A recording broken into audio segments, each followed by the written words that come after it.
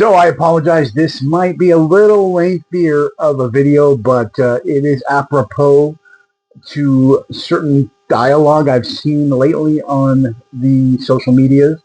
Um, what I want to talk about today is the separation of church and state.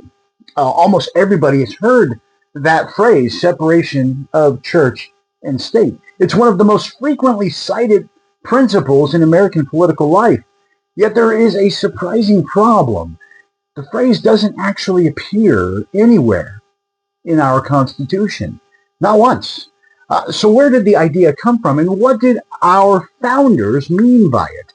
And why do people disagree so strongly about its meaning today?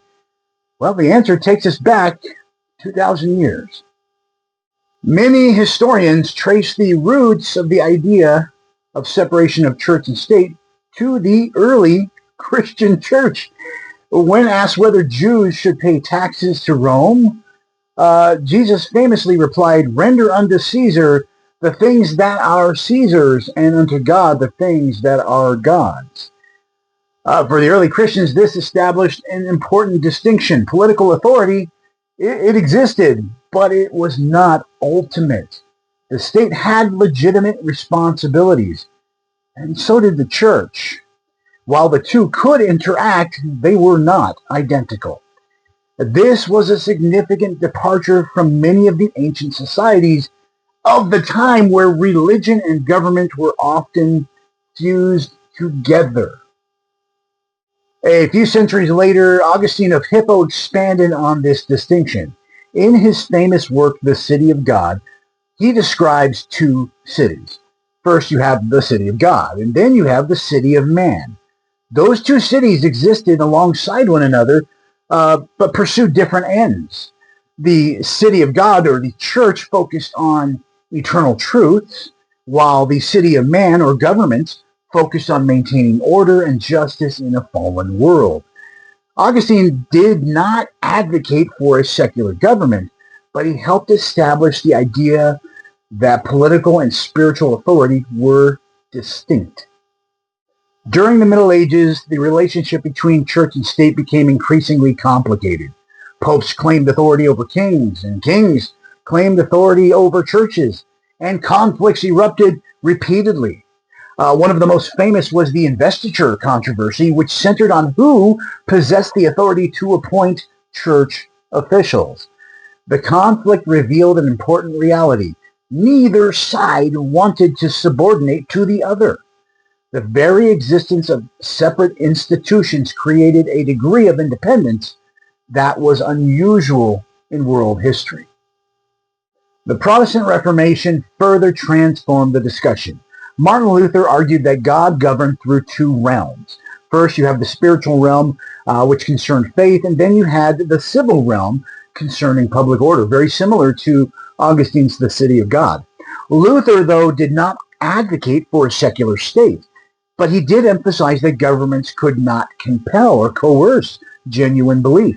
Conscience belonged ultimately to God through the individual. Similarly, John Calvin distinguished between church government and civil government, even while believing both should honor God's moral law. The Reformers generally favored cooperation between church and state, but they also reinforced the idea that there were distinct institutions. The 16th and 17th centuries witnessed devastating religious wars across Europe. Catholics fought Protestants, Protestants fought Catholics, and governments often enforced religious conformity, and millions suffered. These conflicts caused many thinkers to ask whether religious peace required limiting governmental involvement in matters of faith. Philosophers like John Locke argued that government should focus on protecting life, liberty, and property rather than controlling religious belief. Faith, Locke argued, could not be forced. It could not be coerced. This idea was profoundly influential on the American founders. When Americans wrote the Constitution, they faced a unique challenge. The new nation contained multiple religious traditions. Congregationalists, Anglicans, Presbyterians, Baptists, Quakers, Catholics, and others. The founders worried that a national church might create the same sort of conflicts that had plagued Europe. As a result, the First Amendment declared Congress shall make no law respecting an establishment of religion or prohibiting the free exercise thereof. Notice what it says and what it does not say. The amendment prohibits a national establishment of a church or a religion. It also protects religious exercise. Its goal was not to remove religion from society, rather it prevented the federal government from controlling religion. The phrase separation of church and state comes primarily from Thomas Jefferson. In 1802, Jefferson wrote a letter to the Danbury Baptist Association, and in that letter he described the First Amendment as creating a wall of separation between church and state. Jefferson's concern was that government should not interfere with religion. See, the Baptists at the time whom Jefferson wrote to had experienced discrimination under established churches. They feared government involvement in religious matters. So for Jefferson, this wall primarily protected religious liberty. James Madison, the principal author of the Constitution, also affirmed this thinking when he said in an 1822 letter he wrote to Edward Livingston that the number, the industry, and the morality of the priesthood and the devotion of the people have been manifestly increased by the total separation of church from the state. In other words, the separation lifts religious practice and secures its rights as the rights of other faiths are also secured. It's a good thing. What did the founders mean? This is where the debate begins. Some historians argue that separation meant government neutrality toward religion. Others argue that it merely prohibited an official national church.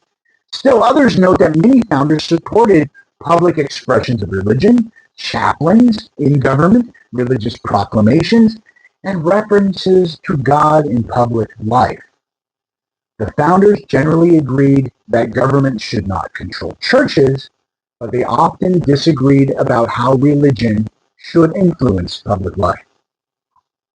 In the 20th century, courts increasingly used Jefferson's metaphor when interpreting the First Amendment.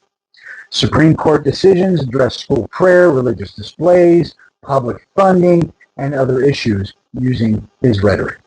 Some rulings emphasized a strong separationist approach. Others emphasized accommodation of religion within public life.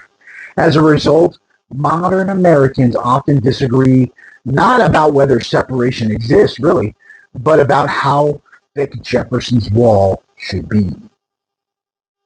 The adverse argument to separation is that the United States was created as a Christian nation, though our second president, John Adams, declined this in his oft-cited assertion that the government of the United States of America is not, in any sense, founded on the Christian religion. He stated that in the Treaty of Tripoli in 1797. One common misconception is that the founders only had Christians in mind when they discussed religious liberty, as if liberty only applied between denominations, had nothing to do with other faiths. Now, certainly, most Americans in the early republic were Christians. Others were deists. But many leading founders understood that religious freedom had to extend beyond Christianity if it was to mean anything at all. Consider George Washington. In 1790, he wrote a famous letter to the Hebrew congregation in Newport, Rhode Island. In that letter, Washington assured the Jewish citizens in America that the United States would give to bigotry no sanction, to persecution no assistance. In Washington's view, Jews enjoyed the same civil rights as every other citizen. Likewise, Thomas Jefferson and James Madison argued that government should not favor one religion over another. Jefferson's Virginia statute for religious freedom protected individuals regardless of their religious beliefs. The statute specifically rejected the idea that civil rights should depend upon religious opinion. The founders also encountered Muslims, though in smaller numbers. During debates over the Constitution, some supporters of religious liberty argued that government should not impose religious tests, even if future citizens happened to be Muslims, Jews, Hindus, or members of other faiths. The principle was that citizenship depended upon allegiance to the republic, not adherence to a particular religion. In his 1821 autobiography, Thomas Jefferson said, where the preamble declares that coercion is a departure from the plan of the holy author of our religion, an amendment was proposed by inserting the words Jesus Christ, so that it should read a departure from the plan of Jesus Christ, the holy author of our religion.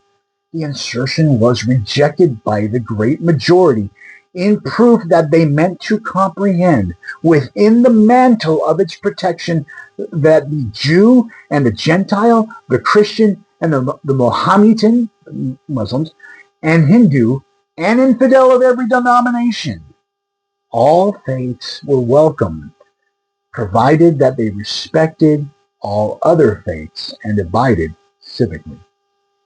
And importantly, the founders did not believe religious citizens had to leave their faith or beliefs at home when coming into public life. Christians, Jews, Muslims, deists, and others, even atheists, were free to bring their moral convictions into political debates, not conclusions, not decisions, debates, just as citizens do today. The restriction was placed on government establishment of religion, not the participation of religious people in politics. In other words, religious liberty meant two things at once. The government could not compel, could not coerce belief. And two, the citizens could not be excluded from public life just because of their beliefs. So here's the question. Does separation of church and state primarily protect government from religion, or religion from government, or both?